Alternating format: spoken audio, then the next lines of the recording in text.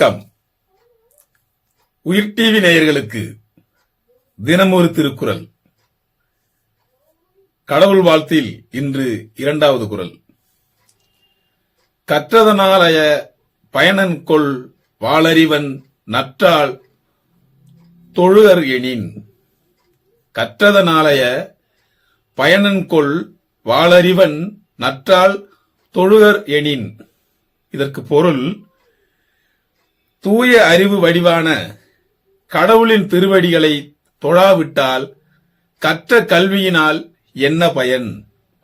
தூய அறிவு வடிவான கடவுளின் திருவடிகளை தொழாவிட்டால் கற்ற கல்வியினால் என்ன பயன் என்பதே பொருளாகும்.